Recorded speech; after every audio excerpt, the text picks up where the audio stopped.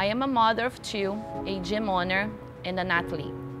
Back in Brazil, I used like fitness and sports at a really young age. I started in school. My goal was always fitness. It was something that I always loved. So when I got to America, it was everything really hard for me in here in the beginning. I ended up like staying as an immigrant for a long time, worked really hard, and I think with probably 2-3 years in here, I started gaining a lot of weight, and we decided that we have to get to a gym, and we signed up a membership in the gym.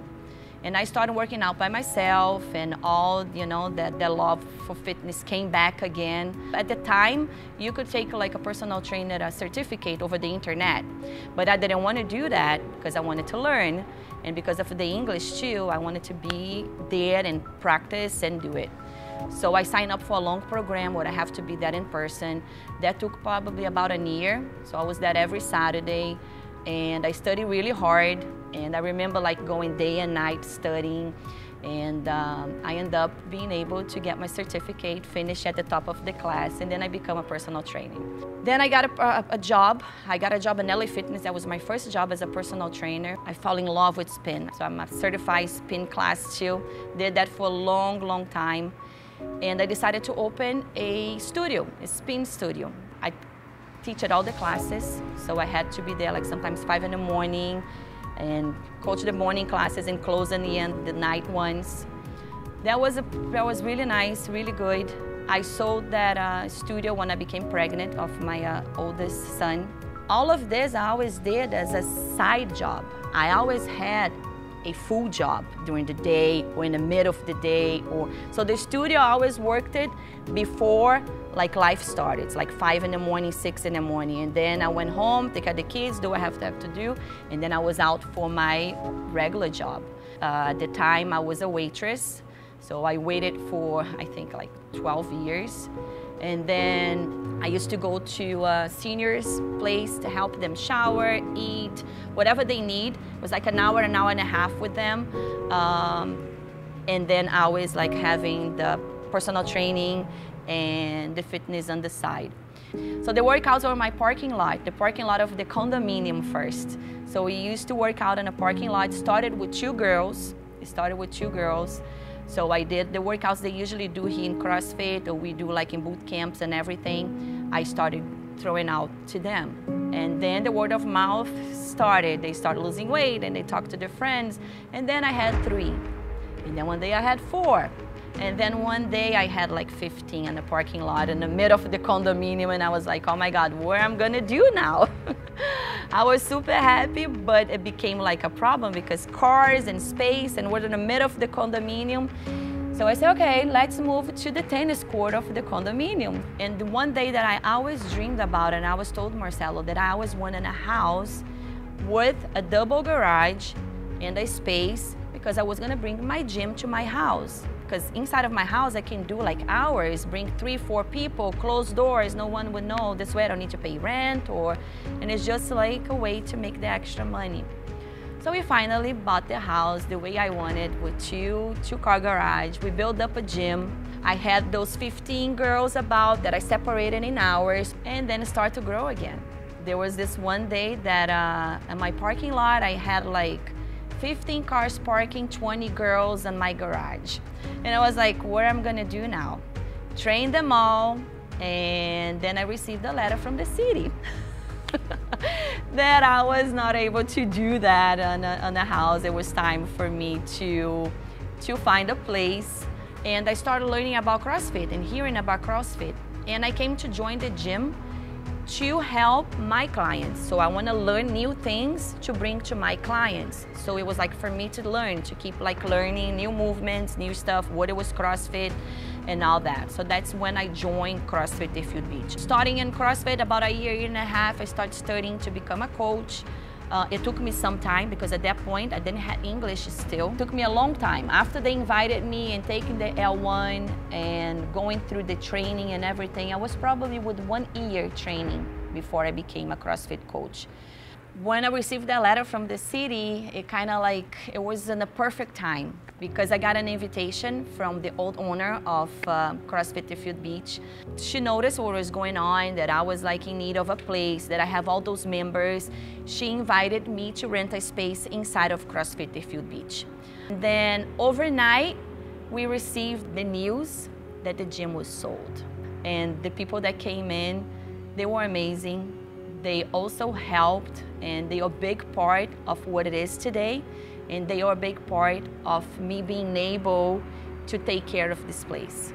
We were finally living a little bit of our dream in here. So like after almost 20 years in America, like 18 years, we worked really hard for those 18 years, and we were finally connecting everything. We got the gym, Marcelo got a nice job, the kids were coming, my mom was here, we finally bought the house.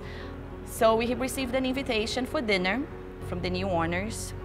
They invited us to become part owners of the gym. How are we going to do this? We will find a way. We sell the house, we will do something, but we'll make it happen. We were like, we didn't say anything to anyone, no one knew. We were the happiest couple ever. December 17th, I received a call from a doctor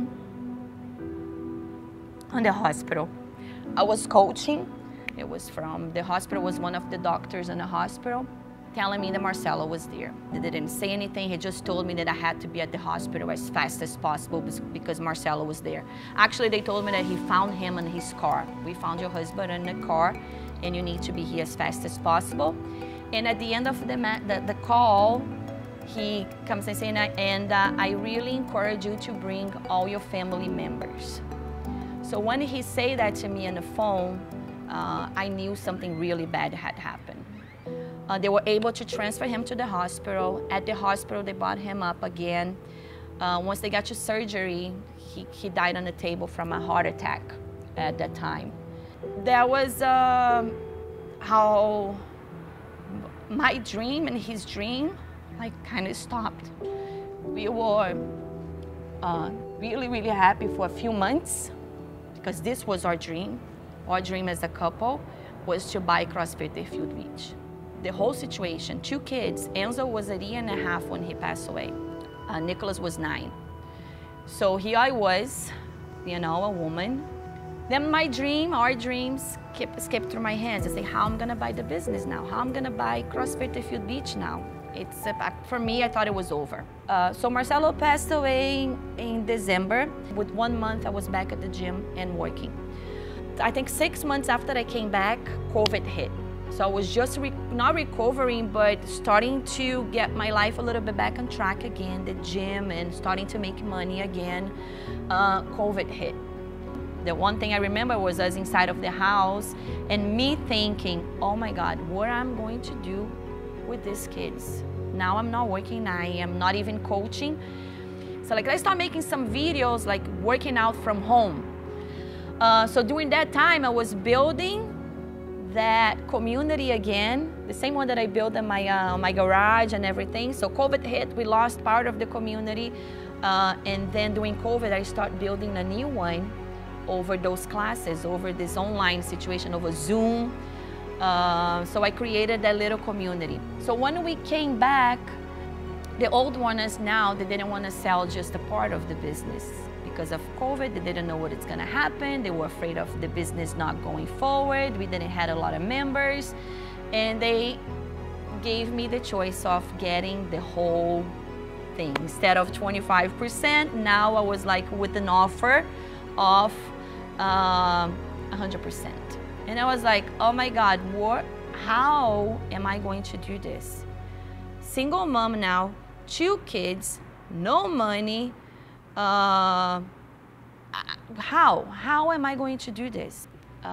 It was from, this person is from the community.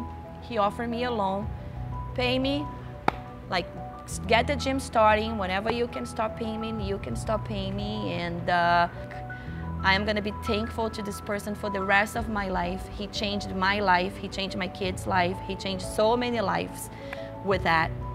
Offer me a loan to buy the gym. And that's how everything, you know, happened. now I do have like that desire of growing, of making it a little bit, you know, bigger, adding things, adding classes, even the equipment, space. I just want to make the place better for their members. Right now, I'm gonna say that I'm super happy with everything that is happening in here. It's going so well with the community that we have, the people that we have in here, because again, this is about the people. I think everyone that walks in here can feel the energy, can feel that people are happy. If I was able to do, you know, everything that I did, because I just told you a little bit of my story, but there is a lot in there. And I hope it can help you understand and see that everything is possible. Everything is possible when you believe that you can make it possible.